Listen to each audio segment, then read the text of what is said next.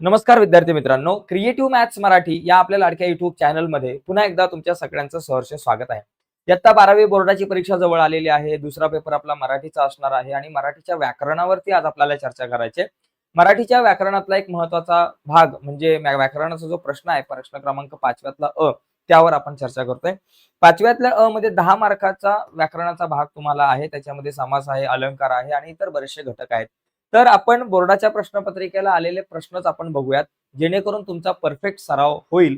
तर जाऊयात पटकन पुढे. पुढे जाण्याच्या अगोदर रिक्वेस्ट आहे, नवीन असाल तर पटकन चॅनलला सबस्क्राईब करून त्या बाजूचं बेलचं बटन दाबून टाका. म्हणजे मी अपलोड केलेल्या प्रत्येक नवीन व्हिडिओची नोटिफिकेशन तुमच्यापर्यंत पोहोचेल. आणि ही 10 मिनिटाचीच व्हिडिओ आहे, पण तुम्हाला 10 मार्क नक्कीच मिळून देईल. ओके, चला.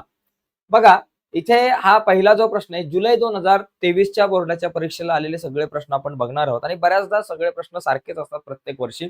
जसं की पहिला जो प्रश्न आहे, प्रश्न क्रमांक 5व्यातल्या अ मध्ये 10 मार्काचे प्रश्न असतात. 5 प्रश्न असतात, प्रत्येक प्रश्नाला 2-2 मार्क. तर याच्यामध्ये योग्य पर्याय निवडा आणि पहिला जो मुद्दा आहे, तिथं काय दिलंय, किती आतून हसतात ती, वरील विधानाचे योग्य विधानार्थी वाक्य ओळखून लिहा. तर योग्य विधानार्थी वाक्य तुम्हाला फक्त ओळखून लिहायचंय. आता हे जर वाक्य आहे, हे कुठलं आहे? इतकं उद्गारवाचक चिन्ह आहे, म्हणजे हे उद्गारार्थी वाक्य आहे. किती आतून हसतात ती, किती आतून हसतात ती. तर अशा प्रकारे उद्गारार्थी वाक्य असेल, तर कितीच्या ऐवजी हे किती काढून टाकायचं आणि कितीच्या ऐवजी खूप लिहायचं. खूप, खूप आतून हसतात ती, असं या ठिकाणी ते येऊ शकतं. ती खूप आतून हसतात किंवा ती फार हसतात आतून. ती आतून हसतात, ती आतून हसत राहतात. ती खूप आतून हसतात. ती खूप असला तर खूप छान आहे. ती खूप आतून हसतात. क्रियापद शेवटी असू द्या. ती खूप आतून हसतात. क्रियापद आपलं शेवटीच ठेवायचा प्रयत्न करा. तर ती खूप आतून हसतात हे वाक्य बरोबर आहे. सूचनेप्रमाणे सोडवा. पुढचे सगळे मार्ग बंद होते, नकारार्थी वाक्य करा. आता वाक्य नकारार्थी करत असताना सुद्धा वाक्याचा अर्थ बदलला नाही पाहिजे. हे इथं या ठिकाणी लक्षात घ्यायचं. त्याच्यामुळे तुम्हाला इथं विरुद्धार्थी शब्द लिहायचा आहे विशेषणाचा. पुढचे सगळे मार्ग बंदच होते. आता बंदच्या ऐवजी सुरू नव्हते. बंद होते म्हणजे याचा अर्थ सुरू नव्हते. म्हणजे इथं आपण म्हणू शकतो पुढील कुठलाही मार्ग सुरू नव्हता.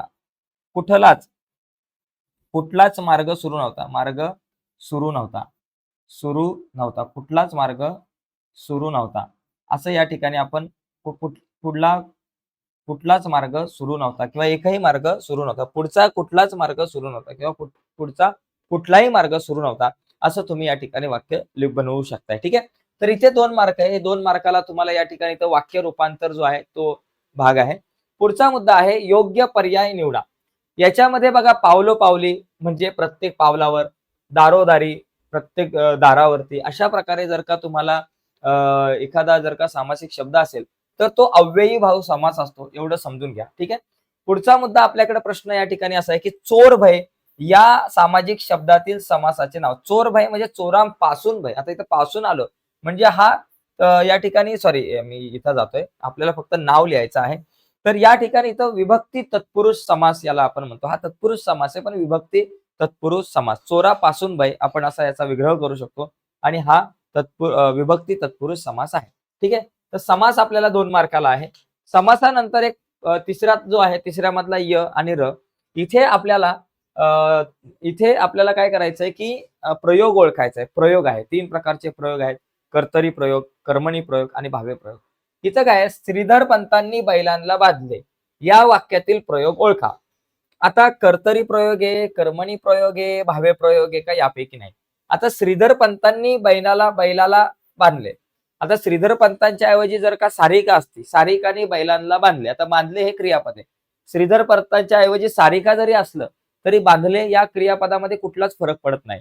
त्याचबरोबर दुसरं कुठलंही नाव घेतलं श्रीधर पंतांच्या ऐवजी, तरी बांधले याच्यावरती काहीच परिणाम होत नाही. म्हणजे इथं तुमच्या क्रियापदावर कुठलाच परिणाम होत नाही किंवा कुठलाच बदल होत नाहीये.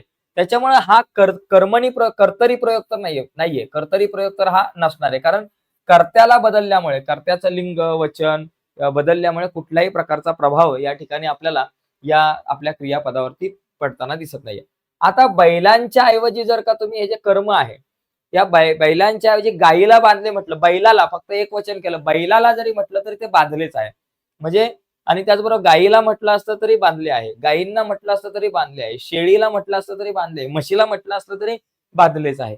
म्हणजे इथं तुम्ही कर्म बदलल्यामुळे सुद्धा कुठल्याही प्रकारचा परिणाम या ठिकाणी बांधले म्हणजे क्रियापदावरती होत नाही. म्हणजे हा कर्मणी सुद्धा नाहीये. म्हणजे याचा अर्थ हा कुठला भावे प्रयोग आहे. म्हणजे ज्या प्रयोगामध्ये कर्त्या कर्त्याचे लिंग वचन बदलल्यामुळे तुमच्या क्रियापदावर कुठलाच परिणाम होत नाही आणि त्याचबरोबर कर्माचं लिंग वचन बदलल्यामुळे सुद्धा क्रियापदावर काहीच परिणाम होत नाहीये. तर अशा प्रकारच्या प्रयोगाला आपण भावे प्रयोग म्हणतो. ओके. पुढचा एक मुद्दा आहे, योग्य पर्याय निवडा. कर्मणी प्रयोगाचे वाक्य ओळखून लिहा. आता कर्मणी प्रयोग म्हणजे काय? कर्म बदलल्यामुळे क्रियापद त्याच्या रूपात बदलला झाला पाहिजे. जसं की केशवने सदरा खरेदी केला. आता केशवच्या ऐवजी जर राधिका म्हटलं असतं तर राधिकाने पण सदरा खरेदी केला असता. त्याच्यानंतर सचिन आणि रमेश यांनी सदरा खरेदी केला.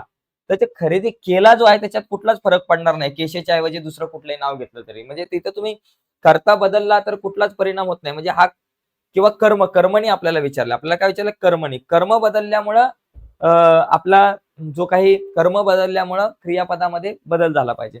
आता सदराच्या ऐवजी विजार जर घेतली, तर विजार खरेदी केली. सदराच्या ऐवजी विजार म्हणजे हे जे कर्म आहे, कर्म जर का तुम्ही बदललं, सदराच्या ऐवजी जर विजार घेतला तर विजार खरेदी केली येईल इथं. म्हणजे हा तुमचा कर्मणी प्रयोग आहे. हा बघा, स्वाती चित्र रंगवतेच्या ऐवजी रमेश स्वाती चित्र रंगवते किंवा स्वाती चित्रे रंगवते. इथं तुम्ही याच्यात किती फरक केला, चित्रामध्ये चित्रे अनेक वचन जरी केलं तरी बदल होत नाहीये रंगवण्यामध्ये. त्याच्यामुळे हा तुमचा कर्मणी प्रयोग नाहीये. त्यांनी शेळ्यांना बांधल्याच्या ऐवजी गायीला जरी बांधलं असतं तरी हा तुमचा या ठिकाणी कर्मणी प्रयोग होत नाही. तर पहिला ऑप्शन जो आहे तो करेक्ट आहे. कर्मणी प्रयोग म्हणजे काय? कर्माचं लिंग आणि वचन बदलल्यामुळं तुमच्या क्रियापदामध्ये जर का बदल होत असेल तर त्याला आपण म्हणतो कर्मणी प्रयोग. तर त्याच्यामुळे हा पहिला ऑप्शन आपला करेक्ट आहे. पुढचा मुद्दा या ठिकाणी आपण बघूयात. यामधला चौथा प्रश्न. इथे बघा, इथे आपल्याला अलंकार आहेत. दमडीचं तेल आणलं, सासूबाईचं नाणं झालं, मामाजींची दाढी झाली, भावोजींची शेंडी झाली, उरलं तेल झाकून ठेवलं, लांडोरीचा पाय लागला, वेशीपर्यंत ओघळ गेला, त्यात उंट पोहून गेला. आता हे कुठलं आहे? तर साधी गोष्ट तुमच्या सगळ्यांना माहिती आहे, अतिशयोक्ती अलंकार आहे. जिथं खूप फुगवून एखादी घटना सांगितली जाते. त्याला आपण अतिशयोक्ती अलंकार म्हणतो. आता इथे उपमान ओळखा. कर्णासारखा दानशूर कर्णच. वरील वाक्यातील उपमान ओळखा. बघा, या ठिकाणी कर्णासारखा दानशूर कर्णच. तर इथं उपमेय सुद्धा कर्ण आहे आणि उपमान सुद्धा कर्ण आहे. त्याच्यामुळे याच्यामध्ये उपमान जो आहे तो कर्ण आहे. याला आपण अनन्वय अलंकार म्हणतो. ज्याच्यामध्ये तुमचं उपमेय जे आहे ना, तेच उपमान आहे असं आपण गृहीत धरतो. म्हणजे कर्णासारखा दानशूर दुसरा कोणी नाही, तो कर्णच आहे. तर अशा प्रकारच्या या आपण अलंकाराला अनन्वय अलंकार म्हणतो आणि याच्यामध्ये कर्ण जो आहे तेच उपमान आहे. ओके. हा झाला चौथा प्रश्न जो अलंकारावर आधारित आहे, जो तुम्हाला 2 मार्काला आहे. यानंतर वाक्प्रचार मित्रांनो आपल्याला लक्षात घ्या. वाक्प्रचार सुद्धा 2 मार्काला आहे. याच्यामध्ये आभाळाकडे डोळे लावणे या वाक्प्रचाराचा अर्थ लिहा. तर ढगांकडे पाहणे, पावसाची वाट पाहणे, आकाश न्याहाळणे का आभाळ पाहणे. तर पावसाची वाट पाहणे. म्हणजे इथं आकाशाकडे डोळे लावणे म्हणजे पावसाची वाट पाहणे.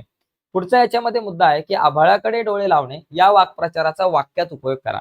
मग तुम्ही लिहू शकता की उन्हामुळे म्हणजे शेतकरी आभाळाकडे डोळे लावून पाहत होते. उन्हामुळे सर्व काही उन्हामुळे धरणी तापली होती आणि शेतकरी आभाळाकडे डोळे लावून पाहत होते. किंवा मे महिन्याच्या शेवटी कडक म्हणजे जून महिन्याच्या सुरुवातीला सुद्धा कडक उन्हाळ्यामुळे जमीन तापली होती आणि शेतकरी आभाळाकडे डोळे लावून पाहत होते. म्हणजे याचा अर्थ आभाळाकडे डोळे लावून पाहत होते म्हणजे पावसाची वाट बघत होते. जसे की तो लगान पिक्चर तुम्ही बघितलं तर सगळे असे आभाळाकडे डोळे लावून बघत असतात. तर मित्रांनो, हा आपण जुलै 2023च्या प्रश्नपत्रिकेमध्ये प्रश्न आला होता व्याकरण घटकावर आधारित, त्यावर चर्चा केलेली आहे. पुढच्या व्हिडिओमध्ये आपण आणखी एका वर्षाची प्रश्नपत्रिका बघूयात, त्यातला व्याकरणाचा घटक बघू, जेणेकरून आपला व्याकरणाचा भाग जो आहे तो अधिक चांगल्या प्रकारे क्लिअर होईल आणि आपल्याला चांगले मार्क मिळतील. व्याकरणाच्या घटकामध्ये पैकीच्या पैकी मार्क मिळतील. तर व्हिडिओ तुम्हाला नक्कीच आवडले असेल तर आपल्या या व्हिडिओला लाईक करा. नवीन असाल तुम्ही आपल्या YouTube चॅनलवर आणि अजूनपर्यंत आपला चॅनल सबस्क्राईब नसेल केला तर आत्ताच आपला चॅनल सबस्क्राईब करून त्या बाजूला असलेलं बेलचं बटन दाबायला विसरू नका. धन्यवाद.